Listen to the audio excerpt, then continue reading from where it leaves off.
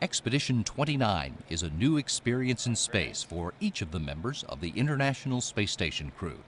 Mike Fossum is a native of Sioux Falls, South Dakota, who grew up in the small town of McAllen, Texas, in the Rio Grande Valley. We lived on the edge of town, and my brothers and friends and I would just get on our bikes and head out of town whenever we had the opportunity to, just to go explore, to go camping, to go hunting, to do all those kind of things. And it was, for me, it was a big part of my childhood, was to have the chance to get outdoors and do stuff on my own, and also just hugely active in the Boy Scouting program down in the valley. After high school, Fossum went to Texas A&M University and joined the Corps of Cadets just so he could get a dorm room. But he ended up finding his calling and became a leader in the Corps while earning a Bachelor of Science in Mechanical Engineering. Fossum took his commission in the U.S. Air Force, and after earning a Master's in Systems Engineering at the Air Force Institute of Technology, he was detailed to the Johnson Space Center in Houston to support space shuttle flight operations.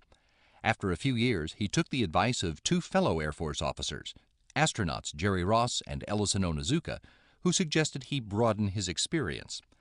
Fossum was selected for the Air Force Test Pilot School, where he became a flight test engineer and served in several assignments before resigning from active duty and coming back to work for NASA in Houston.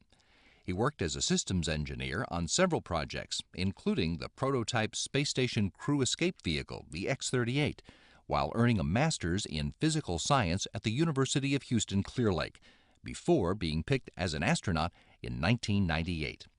Fossum completed 3 spacewalks on the second return-to-flight test mission in 2006, and 3 more on the 2008 shuttle flight that delivered the Kibo Laboratory to the International Space Station. Well, some things are worth taking the risk. There's a risk associated with it, and that's something that you have to face. But the kind of science that we get back in return is huge, and there's no other way to do this stuff, and that's why we do it. Russian Air Force Colonel Sergei Volkov was born in the Kharkov region of Ukraine and was inspired to become a pilot during the time his father was a flight instructor at a military school. When I was 3 years old, he took me to the airfield, and while he flew with cadets, his friends just gave me a tour of the airfield, and of course I was able to sit in the real fighter, and that's so how the dream appeared, actually. The family moved to Star City when Alexander Volkov became a cosmonaut.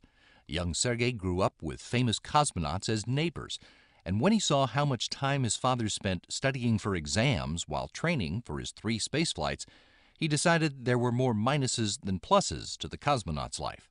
So after high school, he went to the Tambov Air Force Pilot School and graduated as a pilot engineer.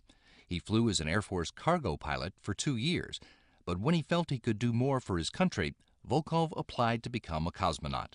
He was selected as a candidate in 1997 and became the world's first second-generation space traveler in 2008 when he commanded the International Space Station's Expedition 17. We don't know what to expect when we reach the Mars surface. We don't know what we may expect from flying beyond the solar system. But we always wanted to know this, and this, I think, is inspiring us, and we still continue to fly, even it's really risky. Dr. Satoshi Furukawa was born and raised in Yokohama, near Tokyo, and became interested in spaceflight as a very young boy.